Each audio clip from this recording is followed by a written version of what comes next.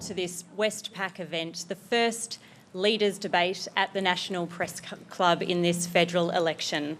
My name's Lucy Barbour. I'm the National Regional Affairs reporter for the ABC. I'm also president of the National Rural Press Club. This debate is between the Federal Agriculture Minister David Littleproud and Labor's Shadow Agriculture Minister Julie Collins. Would you please join me in welcoming them?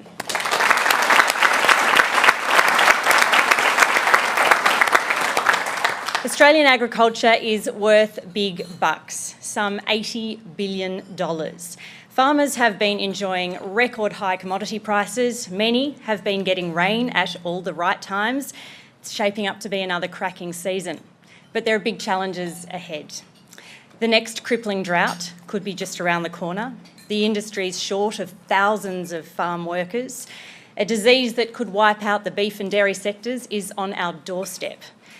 There are some big challenges. So how do these two politicians vying to lead the farm sector through all that plan to do it? In this debate, they will both give short opening statements. The rules of the debate have been agreed upon. There'll be questions afterwards from our journos on the floor, a grilling no doubt. They'll be allowed 2-minute answers with 1-minute rebuttals. Ladies and gentlemen, David Littleproud has won the toss. Please welcome the Agriculture Minister.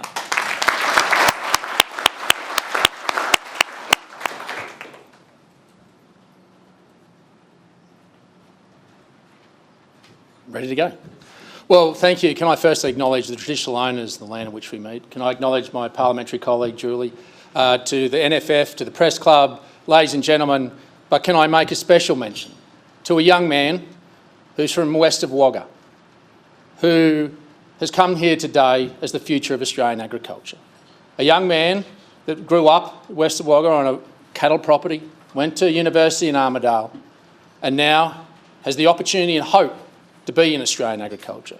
And when I became the Australian Agriculture Minister in 2017, I had the opportunity to create and to leave a legacy, but to also right a wrong. To right a wrong that in regional and rural Australia, that we've lost generations of young people. We've lost generations out of agriculture and out of regional Australia, and it's time to bring them home. But to bring them home, they have to make a quid. And so we haven't waited for wish lists from peak bodies. We've been on this journey since 2017. We're making sure there's transparency for now farmers to understand what's the information that drives their prices. I stood shoulder to shoulder with the dairy industry, breaking the $1 litre milk against the supermarkets when others ran for cover because it wasn't right, it wasn't the Australian way, and I fixed it. But it also needed to make sure that we have a secure labour supply. There was no false promise in that. I stood strong and I've delivered an Australian agricultural visa with the first country signed up. We've also made sure that we can pay the bills. We are a country of 25 million people. We produce enough food and fibre for 80 million people. So we don't trade with the world, we don't engage with the world, we don't need farmers. And I'm proud to say that our exports will go up 32% this year because of the work that we've done despite the challenges we've found with some of our trading partners. We've put more agricultural councils on the ground while Dan Tehan, my good mate, gets to run the globe and sign up glossy brochures around free trade agreements. It's Muggins here in my department that have to get the market access, commodity by commodity. 22 agricultural councillors, more scientists to make sure we make that simpler, as well as a digital platform that goes right back to the farm gate to inform a farmer whether they can export themselves. We're protecting our brand through Biosecurity, a 40% increase in our biosecurity spending since I became Agricultural Minister. And that is an important investment in protecting our brand and investing in technology and the smarts of the new way to come with the evolving risks that are there. But it's also about our biodiversity. We've created a world first, a biodiversity stewardship program. No one else in the world has done this. We are the first country in the world that can measure an improvement in biodiversity. We now have a voluntary marketplace to set up. We don't need a $2 billion fund that's been asked for the Australian taxpayer to kick the tin. They've kicked the tin for enough. It's time for corporate Australia to stand up and do their bit. And it's time to empower farmers to be part of this. A $100 million incentive in tax incentives for them to participate, not just in carbon, but biodiversity. And we've created a seal that they can put on their wheat, on their sheep, on their meat, on their wool, that gives them a market advantage, a premium that they will be paid for the biodiversity and the stewardship of their land. That's a world first. The smartest minds in Australia have created and we put our minds behind it and are backing it with money. Or it's the infrastructure. We're not just picking little regions. The biggest infrastructure spend in our nation's history is budgeted for $21 billion. Never before has the federal government invested so much in regional Australia to fix the connectivity problems of $1.3 billion into telecommunications, making sure supply chains are fixed. $7.4 billion of that is to build dams, to equip our farmers with the tools to make money. We're just saying the states, you don't want to cut a cheque, that's okay. Just sign away the authority and let's start digging. It's time to empower our farmers with the tools they need. And we're committed to it. We know how to pay for it. You're going to pay for it by actually empowering you. That's how you repay debt. You don't lift taxes, you empower those that can do it. And we're empowering our new innovation systems, reforms that actually have put 8 innovation hubs out in front of farmers so they'll adopt the technology. What a crazy idea, putting out the services in front of the people you want to adopt and use it. But we're also investing in our most precious asset, like Angus and his fiancée. We're investing by reducing agricultural courses by 59%. We've already seen a significant increase in agricultural enrolments because of that. So we're thinking about the future and how we can bring the opportunity and hope, and that I can continue to leave a legacy, not for me, but for Australian agriculture. And today, the next step in leaving that legacy is I'm proud to announce a $75 million Future Farmers Guarantee. This will guarantee loans of up to 40% of equity for new properties, for expansions, capped at $1 million. This is about giving young people a go. This is about giving Angus a go. This is about giving him and his fiancée a start in regional rural Australia. To give a leg up, to be part of an industry, to have the opportunity and hope, not for corporates, but for family farms. They're the backbone of our regions. They're the backbones of our nation. And to give Angus and his fiancée a start, a guarantee, gives them the opportunity and hope that I hope leaves a legacy for Australian agriculture for generations to come. Thanks for having me.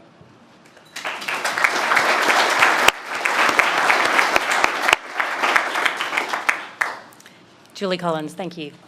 Thanks, Lucy, and I also acknowledge my parliamentary colleague David, to the Press Club members here, to ladies and gentlemen here, but also to the farmers and those at home watching in regional communities. I say thank you for tuning in today.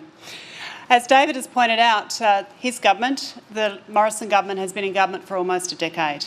And what do they leave as a legacy? David has obviously talked about some of the things that he's done, but we know that there are still some significant challenges.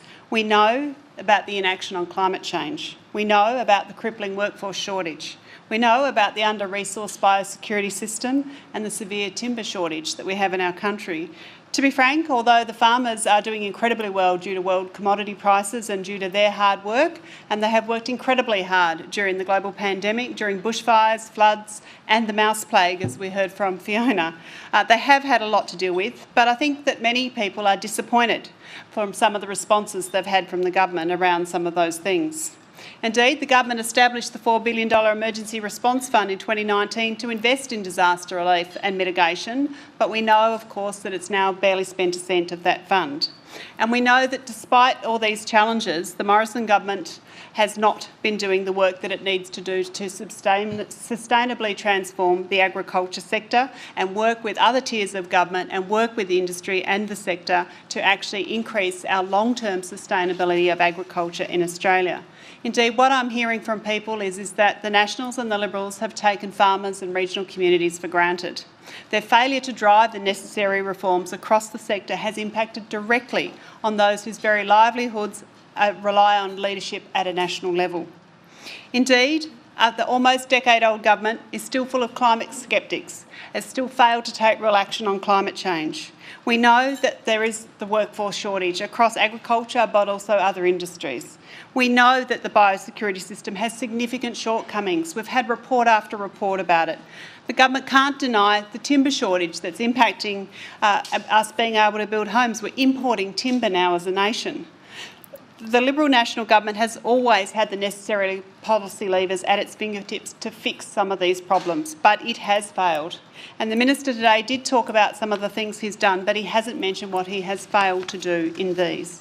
Now, I've been the Shadow Agriculture Minister now for just over a year, and I'm really enjoying having this portfolio. Farmers, primary producers and those living in rural and regional communities have afforded me an abundance of generosity to learn not only about the products they make, but also about their lives in regional communities.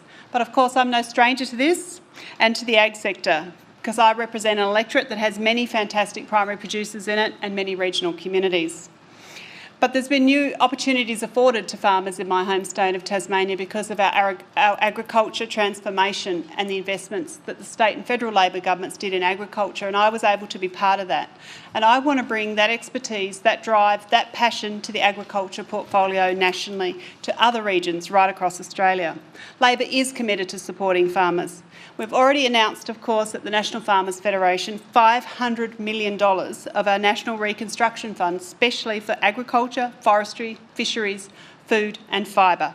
We want to add more value here in Australia. We want to make sure that we make more here in this country again with that fund. We want to make sure that our supply chains are working, but we want to invest to make sure that we get the best possible value from our products here in our country. Of course, our Powering Australia plan will reduce Australia's emissions by 43% by 2030. The plan will create over 600,000 new jobs. 5 out of 6 of those jobs will be in the regions. And as part of this policy, we've announced $8 million to encourage the development of the Australian seaweed farming industry. And we know all about the crippling workforce shortage, as I have mentioned, and we heard from the Minister. And that's why Labor's announced that we'll establish Job and Skills Australia. We want a national partnership to drive to the states and the industry and the sector and work together to make sure that we have the skills and the people for the jobs for today and the jobs for the future. We're going to have 465,000 fee-free TAFE places for those areas where we have workforce shortages. We want to implement a national labour hire licensing scheme to make sure that we can keep an eye on what's happening. We want 20,000 extra university places to make sure that we train the right people into the future. We also want to upgrade regional telecommunications. Our plan will establish a $400 million fund to expand multi-carrier mobile coverage along our major roads, as well as for regional homes and businesses. We want to see 80% of the 3.7 million homes and premises in regional and remote communities have speeds of up to 100 megabits per second by late 2025, a very significant investment. We also, of course, have announced our Housing Australia Future Fund to build social and affordable housing, because when people move to the regions, we need to be able to make sure they can get a house and get shelter. We need to do that, and it will create jobs and build homes and change people's lives. We also have said that we'll have a disaster ready fund, and we invest up to $200 million a year on mitigation projects right across our communities. We need to adapt. We need to be ready for the climate change that's coming.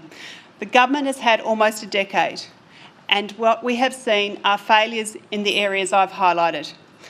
All we have now is a tired government at the 11th hour trying to make up for years of inaction and taking regional communities for granted. It's too little, too late, which happens to be a mantra of this government. But I want to work with you. I want to make sure that the industry and farming in Australia can reach the $100 billion by 2030. Thank you.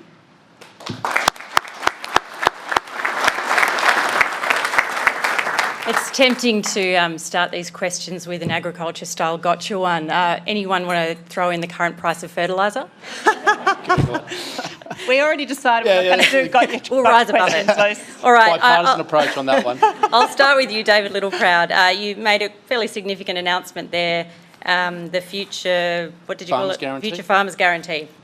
So the government acting as guarantor for 40% of up to $1 million of a loan to try and get young farmers into the industry. Obviously, we know the average age of farmers, roughly 62, I think. So I guess my first question around that is, land values have been skyrocketing. Anything from, I saw a story yesterday, 22 million in Victoria for a property. I know that just in Yass, just outside of Canberra, 36 hectares of land is worth, not even really commercial land, worth around 1.4 million. what's this actually going to get a farmer, and is it just a foot in the door for hobby farmers? No, it's not, because you have to repay it, and the banks will make that determination. But it is effectively a subsidy, isn't it? Well, normally, I get to answer the questions. I've got 2 minutes. That's normally how this works. Your land in which you have in a property is limited by its production capacity, and therefore the forces of economics come into play. And therefore, if you go to a commercial bank, as I worked for one for 20 years, you have to be able to repay it. But what the challenge is for many young people, even people, the men and women out there, that are fighting hard, that are leasing country, that are basically just having a red-hot crack in agriculture. And this isn't for somebody to just walk off the street. This is for someone that has experience, that has a deposit, part of the deposit themselves. But this is just a helping hand to get them over the line. They haven't quite got that last balance to get them there. So it has to be repaid. So the forces of economics will actually dictate how far this goes. So this is a pilot we want to look at in 18 months and go, let's put the ruler over this. And has this shifted the dial? Has this helped Angus and his fiancée to have a crack? Has this helped the poor bloke down in Tasmania that's leasing country and running some cows? And just that last bit to give him a deposit and his wife a deposit to have a go. What's wrong with that? That's an effective use of Australian capital. We've got the Agri-Starter loan that hasn't shifted the dial. So we're not sitting stagnant. We're going, let's try and address this problem. Because what I don't want to see is big corporates and foreign companies coming in and taking out the opportunity for succession to take place, where the son or daughter wants to have that go, to get a go. And we've stood in the way. We've taken away that opportunity. This is just using the tools that are available, using them effectively and trying to get a return on investment of the Australian taxpayer, and most importantly, to Australian agriculture. This is about bringing our young people home. We've lost too many of them, and this is an opportunity for them to have a go. And given it could be perceived as a subsidy, how do you think it could affect relationships with trading partners? Of the 37 OECD countries, there is only one country in the world that subsidises their farmers less than us. So we obviously put this through the lens of our trade limitations and what we're trying to do, because trade's such an important part. This isn't a subsidy. This is about making sure that we give the opportunity that we're already doing in some respects with the Regional Investment Corporation, but using that capital, that $75 million, more effectively, getting a better return for the Australian taxpayer, because we're actually not deploying it. It only gets called upon. If there's a default. And that's why if we work with the financial institutions, I've got to say, have been very, very proactive in making sure that we put in place a mechanism that has protections but also creates the opportunity. Okay, good to hear you getting along with the banks then. Julie Collins, will this be something that Labor will support or carry through if you win government? Well, obviously, we've just heard about it today, Lucy. We'd need to have a good look at the details but on the to see surface exactly of it, what the government's proposing here. On the surface of it, my first natural instincts don't trust a former banker on some of these things, to be honest. But look, we'll have a look at the detail. We'll have a look at the detail of it and see. But I think that David's got a point in that there are a lot of farming families, and farming as a family, is something that my husband's family did. So I perfectly understand that this needs to be about supporting those family farms and looking after people, particularly in regional communities, to make sure that they can get a farm. We have got increased prices for land, and I think we need to be really careful that what we're not doing here is replicating some of the other financial services that are already being provided by some of our financial institutions in these areas. So we'll have a good look at it. I just want to pick you up on something you said there. You said you'd look at the details. We have been hearing that quite a bit from you in your role as Shadow Agriculture Minister, particularly recently in the lead up to the election. During this election campaign, we've been hearing that you will have more to say on Labor's agriculture policies. Thank you for your speech, but with all respect, there wasn't a new announcement. We didn't hear anything that we haven't heard from you before. What can you tell farmers who might be listening or watching today? What can you tell people in the ag sector about a policy that you, as the Shadow Agriculture Minister, have been personally crafting or personally working on? What can you tell Well, them? of course, you heard that from Anthony Albanese, and I talked about it today with the Reconstruction Fund, the National Reconstruction Fund. This is really serious money. It's $500 million. It's about adding value to our products here in Australia. It's about making sure that our supply chains are working here in Australia. It's about making more in this country again. $500 million is incredibly significant.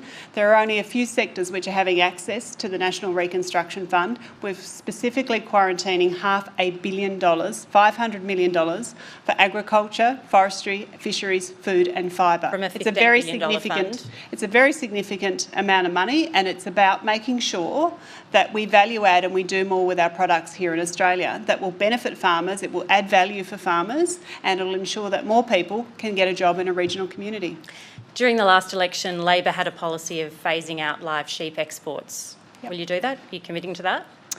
Well, of course, we have been waiting to see what the government's going to be doing about the northern summer sheep trade. The government, of course, had a draft report. That draft report clearly said that they should not relax the northern summer ban, and now we've had a decision from government just a week or so ago, just before caretaker mode, saying that they are actually going to reduce or relax the summer ban for 2 weeks for certain sheep to go to certain places.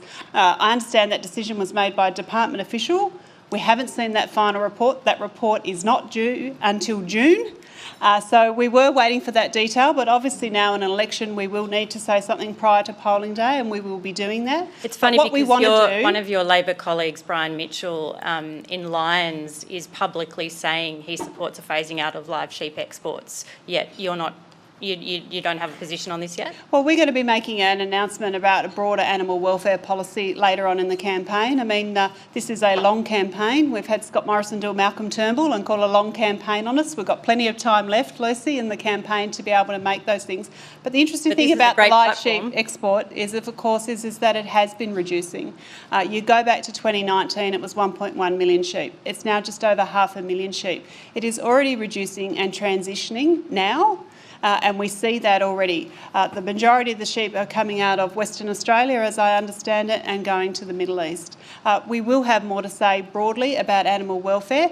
We want to have a look at the detail, but I mean, I would say to the Minister about how has, on the eve of caretaker, the government made this decision about the northern summer ban? Let me help quite you out. frankly, Labor is opposed to relaxing that ban. I'm happy to help Julie out here, which is quite frightening, but what she doesn't understand is it's not my decision, it's not the government's decision, it's an independent regulator that makes that decision. If you want to be the Australian Agriculture Minister, you might want to invest some time in understanding the structures and processes that take place.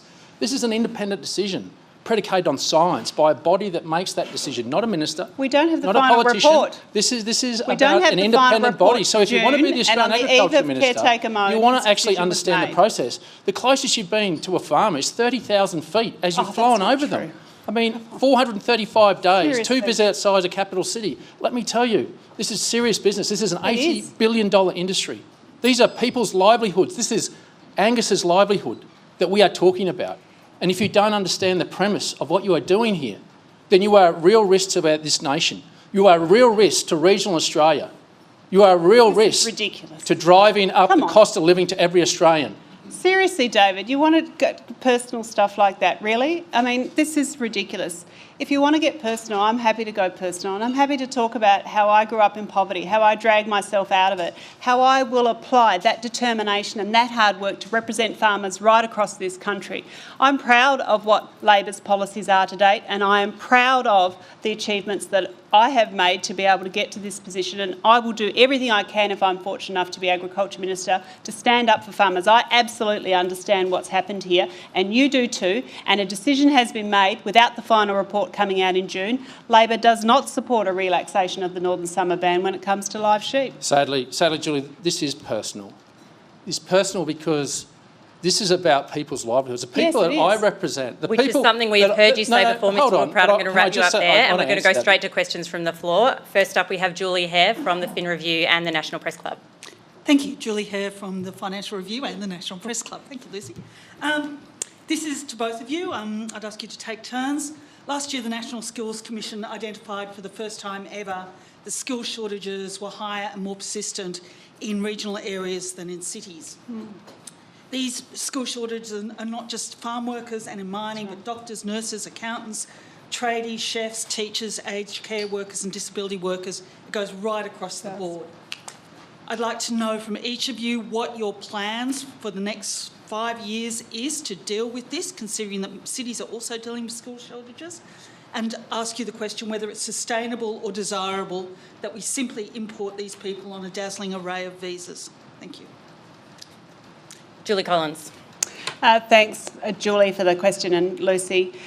We have, as I outlined in my earlier speech, we have said that we will build Jobs and Skills Australia. We want to work with sectors and industries and make sure, and states and territories, to make sure that we do have the skilled Australians, that we train Australians again for the jobs that we need today, that we need in 5 years, 10 years and 20 years. We need to be ahead of the innovation and the jobs of the future, but we also need to deal with the jobs shortages today.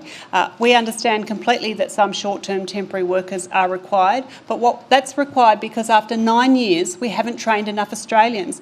There are now 80-odd thousand fewer apprentices and trainees in this country than there was when Labor left office. There has been billions ripped out of the training and vet sectors across the country.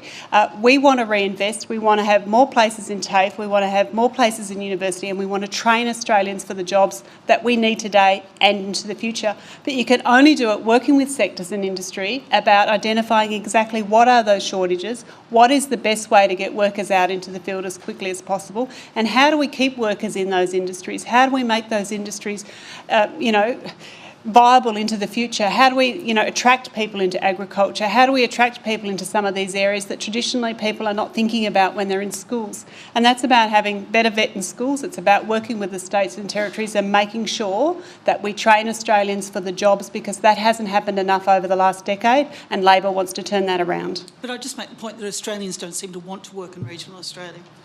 Well, that's not true at the moment. We've got plenty of people moving to regional Australia. Certainly that's not the experience that I've had. I've been talking to lots of farmers who are doing innovative things to get locals to work for them on farms, whether it be to pick fruit, whether it to be doing other higher level jobs and training people. But we do that by making agriculture an exciting opportunity and career pathway for people, and we can only do that by working with the sector and the industry to make sure we get it right and we attract the right people into the sector.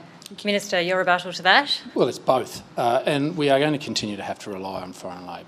There is no two ways about that. We're a growing nation, and we need to continue. And we need to understand what that's created for our country, and that's why the ag visa isn't just about unskilled. It's actually about skilled and semi-skilled as well, and giving a pathway to permanent residency, to bring in the next generation of migrants, to build agriculture and to build regional Australia. That's the biggest structural shift we've seen. But we will continue to invest in the training. And it's not just Big Bad Canberra's fault. This is also lays at the responsibility of much of the states as well. I can tell you, in my home state of Queensland, we've lost every one of our agricultural colleges that were helping to build that next generation of workers on our properties and on our farms and our agricultural sector. They've walked away from it. As I said earlier, we put reduction in our university courses by 59%. Agricultural courses, seeing a significant impact straight away.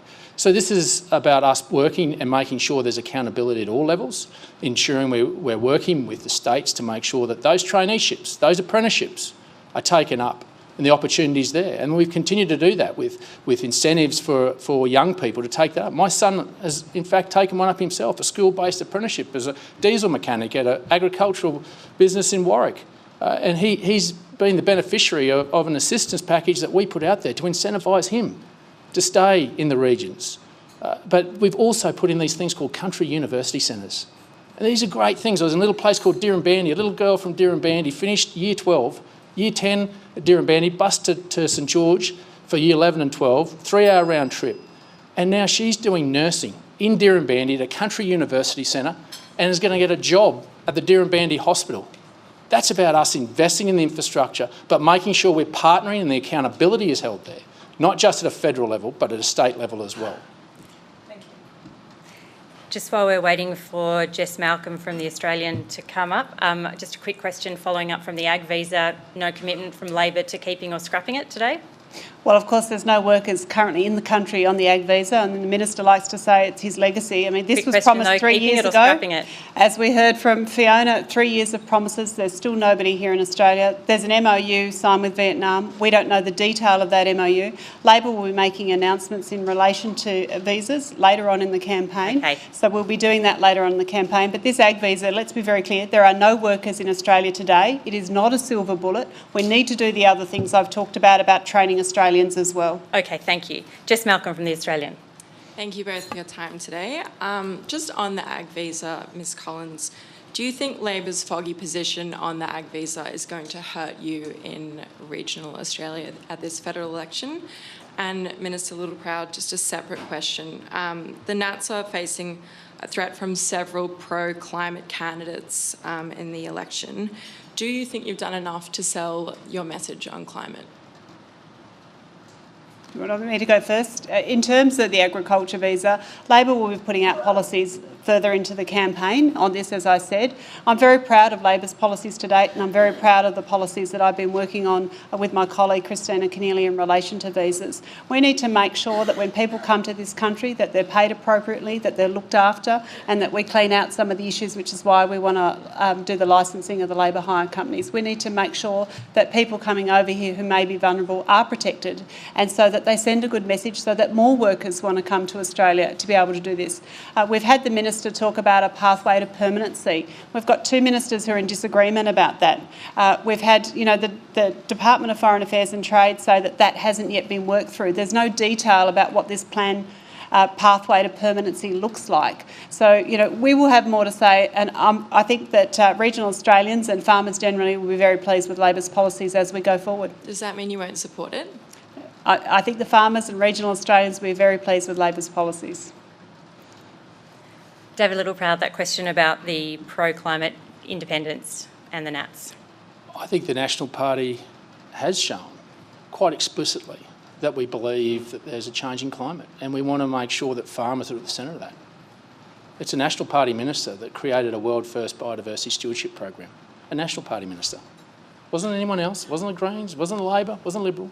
It was a National Party minister that saw the opportunity that farmers could participate and be part of the solution. Instead of footing the bill that they did last time for us to get to Kyoto and for us to get to Paris and weren't compensated for a property right taken away, a premise that should be foreign to every Australian, but one in which Australian farmers copped. And what we've said is let's think differently about that. Let's get the best and brightest in this country to think differently about how farmers can be part of the solution. And that's why a biodiversity stewardship program, being the first country in the world to be able to measure it, this intellectual property is now sought after around the world. And we created here with the best minds in the world. And what we wanted to do is plug it in to what the existing carbon farming program is. And what the other opportunity that will lay ahead is when soil carbon comes online, that it can be plugged in. And this isn't about the Australian taxpayer having to pay for this. This is about us standing up and saying that corporate Australia, who want to be able to report every year in their annual reports, ESG requirements and how they've stood there, that they haven't gone and bought an acre of the Amazon. They've got the best science in the world that's going to back that their investment in Australian farmers gives them the return that they should have to their shareholders. And we've put in place a safeguard so that we don't get people that come in and undertake a perverse outcome of buying up whole tracts of land and then walking away and taking the money with them without the management of the landscape, which we've already seen.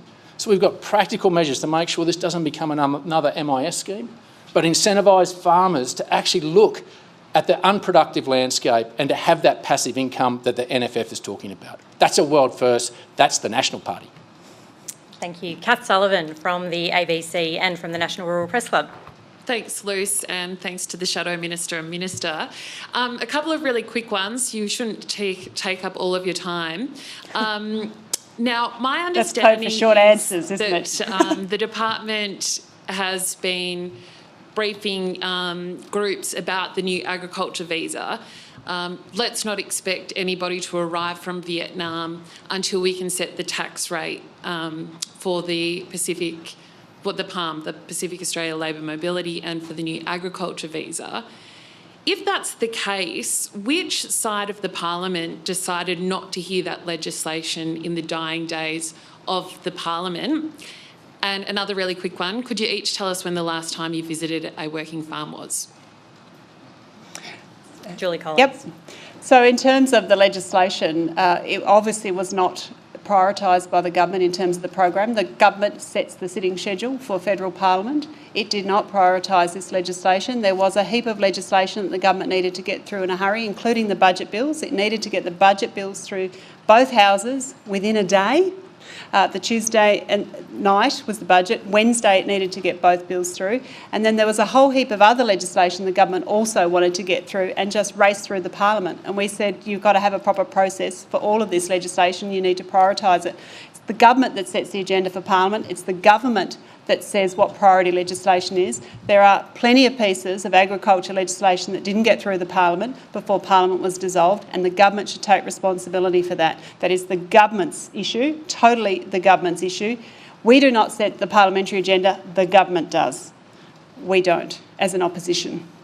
Let me be very clear about that. The rest of the question? When were you last on a working farm? Last week with Susan Templeman in the Hawkesbury. So look, that's not necessarily correct. So what happens at the end of the last parliamentary sitting? There is a whole list of legislation that we sit down, and it's not all argy-bargy in Parliament House. We actually sit there and go, look at the legislative agenda. What are the things that have a bipartisan approach? What are the things that we all agree on that we can guillotine debate with some of the extremities on both the left side and the right side that we don't necessarily always want to hear from? What are the ones that we can agree on as an opposition and a government? And we supported this legislation. We said we'd support this legislation. I gave you the respect. It's mutual sometimes. And were you agreed as a coalition? No. Can I just... I'd like to answer the question, please. So what we do is the Senate leaders sat down with Penny Wong and said, these are the legislations that we want to push through and guillotine debate. Because if you have the debate, it just takes too long and we don't get through as many bills as what we want. And so part of that was a piece of legislation that would take the tax rate, as it is for backpackers, for an agricultural visa worker that came in, from 32.5 cents down to 15 cents. The Labor Party said, no, we're not going to allow that to be guillotined. We won't allow that to happen. There were heaps and after of the demonisation of their political, after the demonisation by their political masters, the AWU, that walked into embassies and high commissions and spoke to ambassadors and said, don't allow your citizens to come to Australia because they'll be exploited. The hypocrisy to sit there with a bill that would have meant that the tax rate was reduced and was equitable to everyone else is the most brazen piece of hypocrisy I've ever seen. This was an opportunity to send the signal to Vietnam, a sovereign country that wants to send its citizens here, that signed up as a sovereign country, and send a signal to say, no, I'm not going to do that. That's more about politics than it is about good policy. All right, and when were you last on a working farm, just quickly? Last Saturday, up in central Queensland at a barbecue. Our next question. Krishani Danji from SBS World News. Minister, following on from the other question on ag visas, it's obviously been 5 months since we were promised that there would be workers on farms. Government had previously said it would happen by the end of last year. You've previously put the blame on the Foreign Minister and the Department of Foreign Affairs. Is that where it still stands? What is the blockage here? Or do you accept that there has been a bit of a failure? You've also now blamed the unions for going across to ambassadors, saying that their workers will be exploited. Isn't there a problem then if those ambassadors are hearing that and having genuine concerns? And if I may, to the Shadow Minister, you've said now that you won't reveal whether Labor will support or carry on with an ag visa, but this visa was announced almost a year ago. Why is it taking so long for Labor to come up with a position on it? David Littleproud. Well, I don't accept the premise of your question. That's more of a Canberra bubble question. The Foreign Minister has taken this up as soon as we put it in place on the 1st of October. In fact, she started bilaterals before then. But what's happened is that when the AWU sat there and was talking to ambassadors, no sovereign country would not take that seriously and want more questions and to do more due diligence before they signed up. We respect that. But for it to be sabotaged in the way that it was, I mean, what Australian organisation does that to their fellow Australian? These are family farms in many cases, and I've been on many of them, that employ foreign workers. And yes, there is a small cohort that do the wrong thing, and we need to weed them out. But like in industry, there is always ones that do the wrong thing, and that's how we address it. But to go and demonise Australian farmers in the way you do, to sabotage this, that's been the issue. I was in Indonesia and met with my counterparts there, and they had genuine concerns about what was being purported by the AWU. Now, we're Australians. We should back ourselves, fix the problem, get on with the job, provide our farmers with the opportunity they need. Because you know what? This is going to be the biggest cost of living pressure on every Australian. Forget fuel. Because if farmers don't have the confidence to plant, nothing gets picked, and up goes your price. ABARES was even talking over 20% increase, and you're starting to see Coles and Woolworths even talking about it now. These are investment decisions farmers have to make, and they won't make them unless they have the certainty. And what we need is Australians working with Australians, not working against one another. Julie Collins, Krishani was asking why it's taking Labor so long to say whether or not she will support the ag visa. I think what we've heard there from the Minister is after a decade they've failed to make sure that workers on farms get paid appropriately and fairly. That's what he has just admitted. They've had a decade in office and there are still issues. He admitted that there are still some issues that need to be resolved. Labor wants to look at the detail of this visa. It only went up on the website just as caretaker mode was announced. Up onto the website. We have been working on a solution and we'll have more to say, but let's be clear, what we need to do is to make sure that workers on farms are not exploited, that we do have fair pay for workers on farms, that farmers are able to have confidence to do their planting, so that this workforce issue that has been there for a long time, and this government has had 10 years to fix it, and at the 11th hour is trying to blame somebody else for it not having done its job. That is the reality here. And to Minister that question, Littleproud and the government have not done their job. That question about why it's taking Labor so long to declare its position on the ag visa. Well, the ag visa wasn't real. That's the point. There's no workers here under it. And there was only an MOU signed recently, and the detail of it only went up on the website as caretaker mode was announced. We need time to have a look at that detail. We need time to make sure, and we've been talking to the Farmers Federation and talking to farmers. We need to make sure that we get it right, and we'll have more to say well before polling day with detail about what our solution is. But we need to make sure that those workers are paid appropriately and that there is confidence in the system. As the Minister himself outlined, we need to make sure that confidence exists and that farmers have confidence to plant, and we absolutely get that, and we want to give them that long-term confidence that they can do that. This is obviously an immediate problem, though. Does Labor then have an alternative policy that if you were to win government, you would immediately be able to action some sort of plan for workers to come to farms? Well, I think even the government itself has admitted that the Pacific Islands scheme will remain the primary scheme. You've had the Department of Foreign Affairs and Trade say that under the ag visa in the first few years there'll only be 1,000 workers. So clearly this is not the solution to the worker shortage here. It's part of a solution. And the Pacific Islands solution in terms of temporary workers will remain the primary scheme for getting workers to Australia to help get produce off farm, and we absolutely support that, and we absolutely will have more to say around how we're going to make sure that workers are protected. Right, our next question is from Andrea Crothers from Sky. Just one for Julie Collins today. Hi. You've been described privately by industry leaders as uninformed, uninspired and unavailable. Do you think that's fair, and how will you fix your ag image?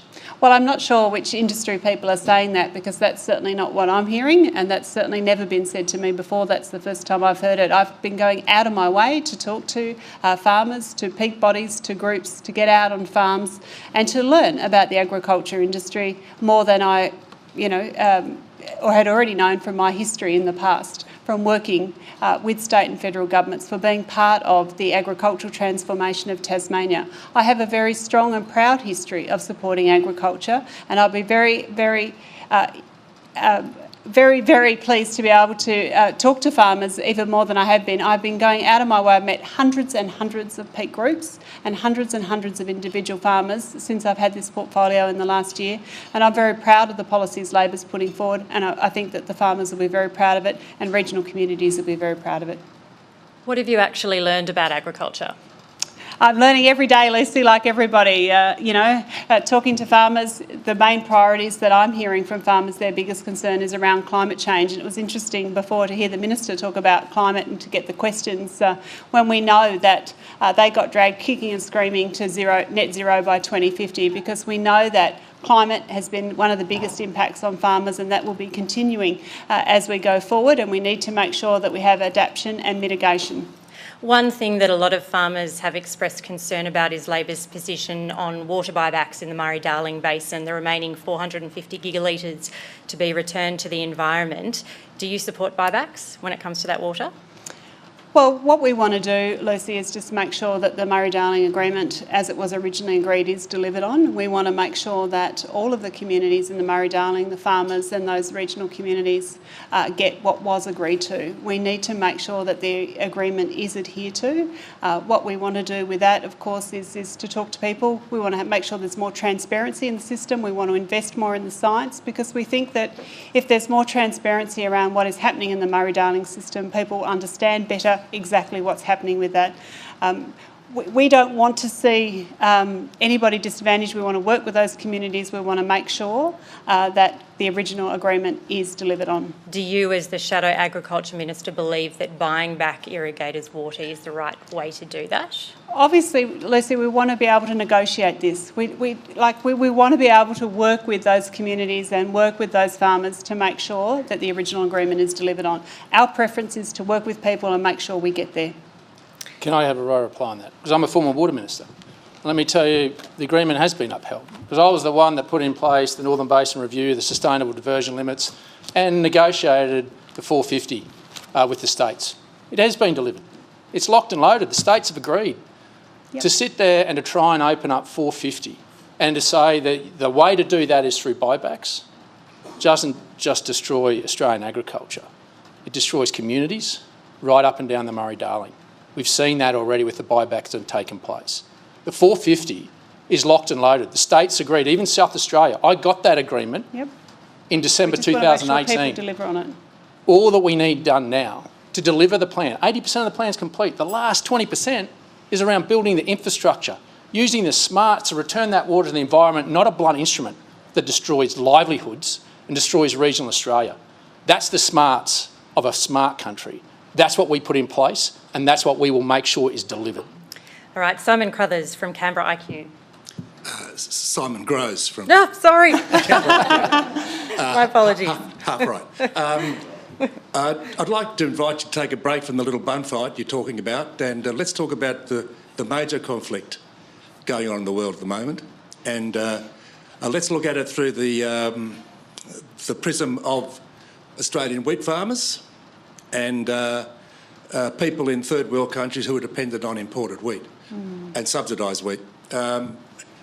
I was amazed to discover that Russia and the Ukraine are responsible for about 30% of exported wheat. Right. Their harvest is due to start in less than 3 months. If they can get it off, they may not be able to get it out through the Black Sea. I've seen predictions that the Australian wheat price, the global wheat price could rise over 50% above what it was at the start of the year. I figure also for farmers, their costs will rise. So I'm interested in your reflections on the implications for Australian wheat farmers, but also we're seeing early predictions of a food crisis, a global food crisis, as so many countries can't get wheat. Do you have any idea about the prospects of that? Let's start with you, David Littleproud. Yeah, and look, Australian wheat farmers are sadly the beneficiary of that conflict, and they don't want to be that beneficiary in where the price is at the moment. It's over well north of $450, $460 or $470 the last time I looked. And when I was a bank manager, if you got $250 a tonne, you're probably doing pretty well. And that's not what farmers want to take advantage of, but it's geopolitical issues that they now have to face. So we're obviously, as part of a global community, going to work with that global community, not just supporting Ukraine and making sure that they're supported either with lethal aid but also with food aid, but we're going to have to look and work more broadly around the global community and the support that may be required there as we get a lens on this very fluid situation. And so we're alive to that and we're working through that as best we can. With respect to agricultural inputs, and that's been the kicker on the other side.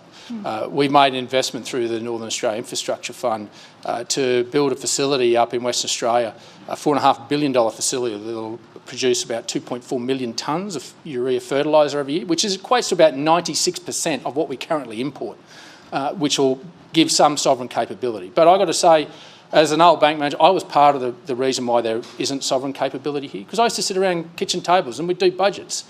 And we were at stages where farmers would buy urea or inputs $2 or $3 cheaper a tonne from overseas than a local producer because they were making tough decisions. And that's eroded the investment confidence. Because if you're going to produce a manufacturing plant, $2 or $3 billion worth, you've got to have confidence that the market's going to support you. So some of that is legacy that we need to work through. And we're making those investments, whether they be with NAIF or our modern manufacturing $1.3 billion program, to try and give that sovereign capability. But it comes back. If we get that sovereign capability, we as Australians have got to look at supporting Australian businesses and particularly supporting Australian manufacturers. Julie Collins, what's your response to this? Yeah, in terms of the impact on wheat farmers, I'm sure, like David, has been talking to wheat growers across the country, and they're certainly telling us that whilst they are benefiting from some of the prices, that some of them also have contracts locked in at lower prices than the current price. They're also telling us that their inputs are getting higher, both fertiliser and fuel have been higher. So they are very concerned about this shortage. I mean, I understand, I've heard the same figures you have, 25 to 30% of the wheat, global wheat supplies comes from those two countries. So this is a very concerning situation, and David's right, we do need to work with global partners. We need to sit down and we need to have a discussion about how we're going to fill that extra 25 to 30% of wheat across the world and what that looks like, because what we don't want to see is this impact on developing countries particularly, but also obviously those people in Ukraine who are struggling to get food supplies into there now. It has been very, very difficult, and we do need to work together with our partners, particularly in the OECD, to make sure that we can fill that void. Jamison Murphy from Australian Community Media and Farm Online. G'day, thank you both. I wanted to ask about ag visas, but I don't think we're going to till any new ground there, so I'll pivot to biosecurity. Julie, you've been critical of the government's handling of biosecurity, that's fair enough, but what would you do differently? Specifically, I'd like to hear the details of your biosecurity policy. And David, you've copped a bit of heat recently over biosecurity funding. Your response was that a lot of the sideline critics within the agriculture community were ignorant of the science. A lot of them are meeting with the same people that are advising you, and I think that comment took them by surprise. They've come away from these meetings quite concerned, hence the criticism of the funding. Could you elaborate on why these critics are ignorant of the biosecurity situation? Julie Collins. Yeah, thank you. Obviously, the biosecurity issue has been is very serious, and we've got lumpy skin disease, and obviously, well, we hope we don't have it, but we've got it right on our doorstep, and we need to do more to make sure that we don't get that come into Australia. It's a very serious issue, and what we've had is we've had 3 Inspector General reports, we've had 1 Auditor General report, all in the last 18 months say that our biosecurity system is not fit for purpose. Until last year's budget, not the one just gone but the one before, biosecurity funding was going backwards. Of course, the government did announce back in 2018 a biosecurity levy that it then dumped in 2019. I have been on the record to say that what Labor wants to do to, if we're successful at the election, is to work to make sure that we have long-term sustainable funding for biosecurity. I've heard the Minister say a similar thing. I mean, they have had years in government and the resources of government in terms of biosecurity to come up with a plan for this. The Minister has said that it will be released shortly. I don't know if it's still going to be released or if they've got a plan to announce before the election themselves in terms of long-term funding sustainability for biosecurity. Labor will have more to say in terms of biosecurity between now and election day.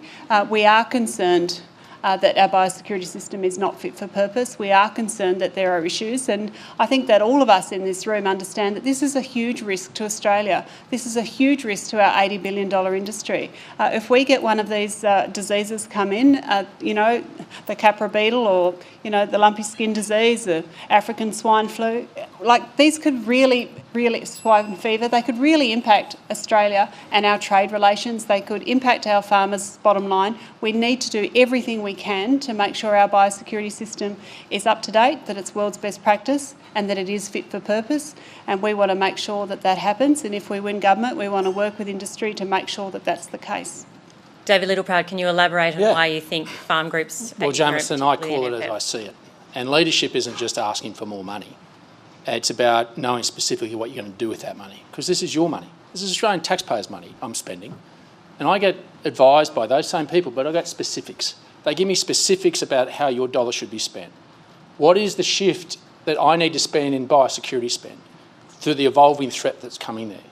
So when I'm going to spend your money, I'm going to make sure it gets a return on that money. I'm going to make sure that we have the technology, a shift to more technology, 3D X-ray scanners, more boots on the ground, more paws on the ground, more robots, Labrador robots, could you believe it? There's also making sure we have intelligence, understanding where containers have come and gone from. This isn't just flimsy saying we want billions of dollars more. That's right. That doesn't solve the problem. What solves the problem is science and leadership and being honest. And that's what I am. I've been honest with you all the way along. And I've got to say, Inspector General reports, we didn't wait for Inspector General's reports. And I've got to say we've got one of the best Inspector Generals in the world. And unfortunately, he's moving on and we've made an appointment of a new one. But we didn't wait for his report to come back. There was regulatory maturity to know that we needed more money invested in the technology because the threat was evolving. As it came across the Middle East, into Asia, now in Southeast Asia, on our doorstep, we've had to change our focus. $1.1 billion worth of investment. And yes, we will go back to a user pay system. But there was this little thing called COVID. And while Australian agriculture's gone from when I started about $47 billion to now $80 billion, there were many industries in this country that were on their knees. And you spent a lot of money in this little thing called JobKeeper.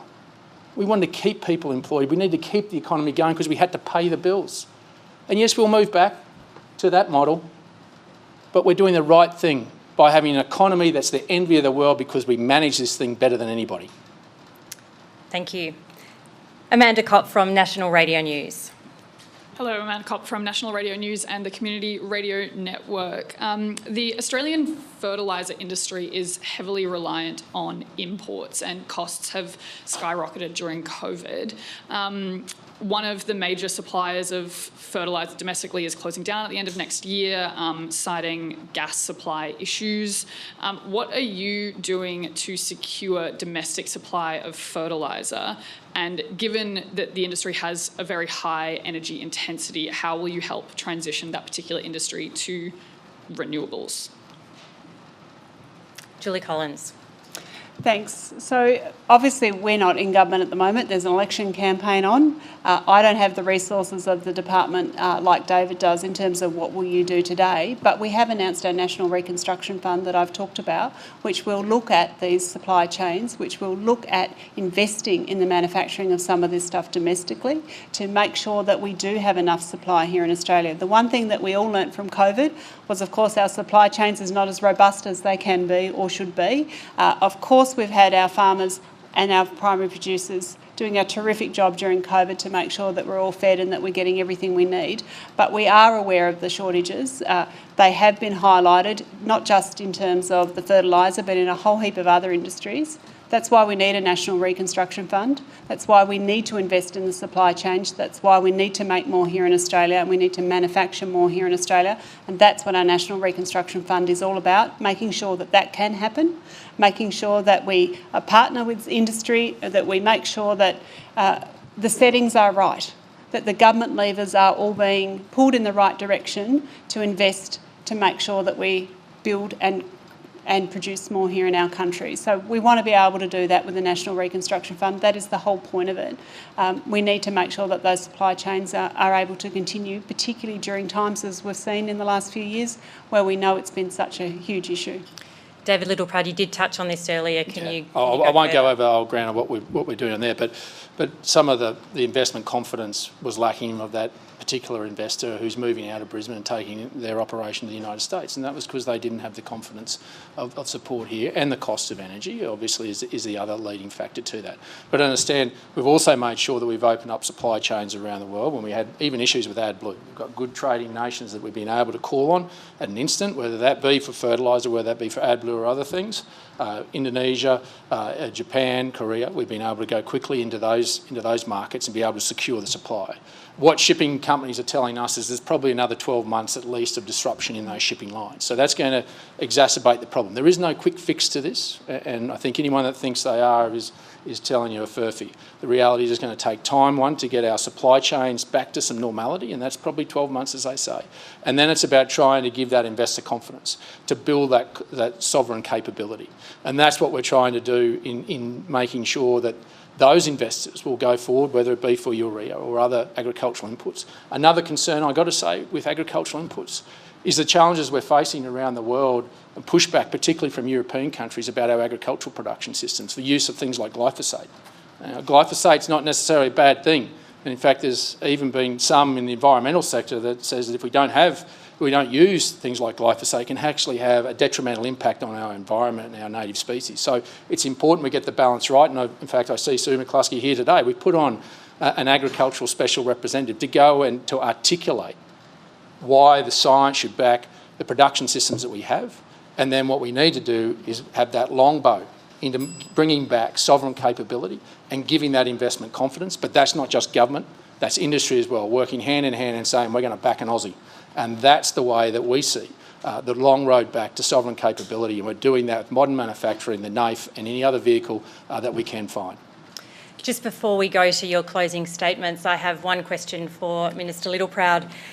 The National Party leadership is declared vacant after every federal election. Who do you think should fill the vacancy? So's my leadership. Who do you think should fill the vacancy of the leadership Well, of the National Party? The National Party has a very special culture where both at the end of every election, both the leader and the deputy leader's position is spilled. That's a conversation we have within our party room. The sovereignty of our party room is something that we guard very fiercely. It's what makes us unique. It makes us nationals, because all we want to represent are regional rural Australians. There's enough politicians running around in capital cities. Would a spell in opposition be good for your leadership aspirations? No, it wouldn't be good for Australia. What would be bad for Australia is that you have a new government that's going to spend a bit of loose change on infrastructure, a bit of loose change on telecommunications, where you've got a government that's put forward a budget.